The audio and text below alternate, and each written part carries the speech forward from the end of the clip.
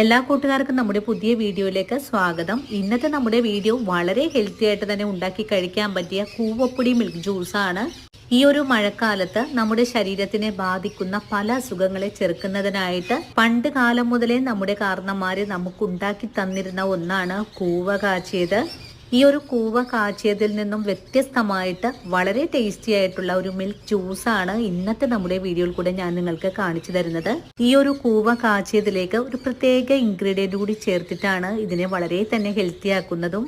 Video കാണുമ്പോൾ നിങ്ങൾക്ക് ഇഷ്ടപ്പെടുവാണെങ്കിൽ തീർച്ചയായിട്ടും നിങ്ങളുടെ വിലയേറിയ ലൈക്കിൽ തരാൻ മറക്കല്ലേ കൂട്ടുകാരെ.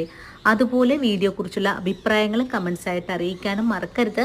ഇനിയിപ്പോൾ ആദ്യമായിട്ട് നമ്മുടെ വീഡിയോസ് കാണുന്ന കൂട്ടുകാർ ആരെങ്കിലും ഉണ്ടെങ്കിൽ നമ്മുടെ പേജ് ഒന്ന് ഫോളോ ചെയ്ത് നമ്മുടെ ഫാമിലിയിലെ മെമ്പർ ആകാനും മറക്കല്ലേ. അപ്പോൾ ഉടൻ തന്നെ നമുക്ക് നമ്മുടെ വീഡിയോ കാണാൻ പോകാം.